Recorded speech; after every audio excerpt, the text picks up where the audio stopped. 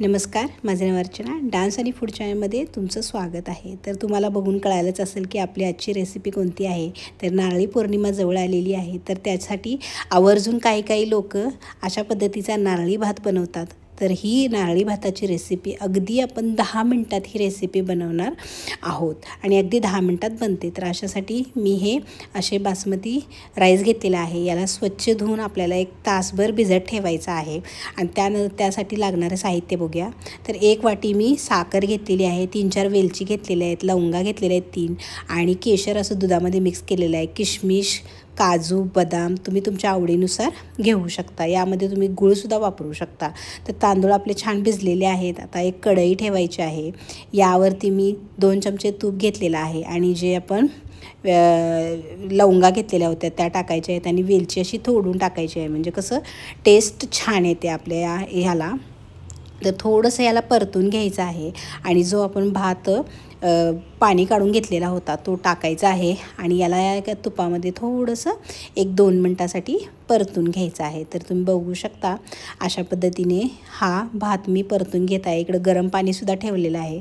गरम पाणी झाल्यानंतर 1 वाटीला आपण 2 वाटी असे प्रमाण घेतलेलं आहे राईस शिजवण्यासाठी आणि यामध्ये थोडंसं मीठ टाकायचं आहे चवीप्रमाणे आणि हा राईस आपल्याला असाच झाकण न लावता शिजवून घ्यायचा आहे 1-2-3 मिनटं.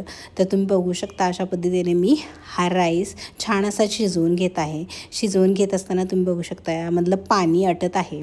तर थोडंसं किंचित पाणी राहिलं तर आपण याला 1-2 मिनटाची वाफ काढून घेणार आहे.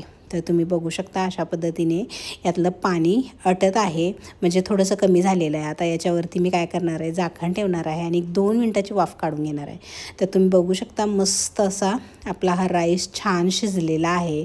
तर आता आपल्याला काय करायचं आहे, हा राईस काढून घ्यायचा आहे. तर अशा पद्धतीने तुम्ही बघू शकता हा राईस शिजलेला आहे. तर चाळणीमध्ये हा राईस मी थंड करायला ठेवून दिलेला आहे. तर अशा पद्धतीने चाळणीमध्ये हा राईस मी थंड करून घेतलेलाच आहे. आता परत मी काय केलेलं आहे, कढई जी आपण घेतलेली होती ती परत घेतलेली आहे. त्यामध्ये 2 चमचे तूप टाकलेलं आहे. तर यामध्ये आपल्याला जे आपण ड्रायफ्रूट्स घेतलेले होते ते टाकायचे आहेत. तुम्ही तुमच्या आवडीनुसार ड्रायफ्रूट्स टाकू शकता. तर अशा पद्धतीने हे ड्रायफ्रूट्स थोडे तुपामध्ये भाजून घ्यायचे आहेत आपल्याला. आणि मी 1 वाटी खोबऱ्याचं किस घेतलेलं होतं. तर अशा पद्धतीने खोबऱ्याचं किस घेतलेलं आहे, ओल्या खोबऱ्याचं. हे सुद्धा थोडंसं तुपामध्ये परतून घ्यायचं आहे. तर या जागी मी साखरेचा वापर केलेला आहे. तुम्ही गुळाचा वापरसुद्धा करू शकता. आणि यामध्ये मी वेलची पूड टाकलेली आहे. तुम्ही म्हणशीलात की अरे वेलची पूड तर तुम्ही टाकलीच नाही. तर मी साखरेमध्ये वेलची पूड वाटून घेतलेली आहे. तर अशा पद्धतीने थोडंसं आपल्याला तुपामध्ये हे भाजून घ्यायचं आहे आणि जो राईस आपण थंड करून घेतलेला होता तो यामध्ये टाकायचा आहे आणि हलगत हाताने ह्या मिक्स करून घ्यायचं आहे. आणि जे केसरचं दूध आपण घेतलेलं होतं ते सुद्धा यामध्ये टाकायचं आहे. त्याच्यामुळं काय होतं, आपला राईस पांढरट असा थोडा दिसत नाही, थोडासा पिवळसर छान असा त्याला केशरचा कलर येतो.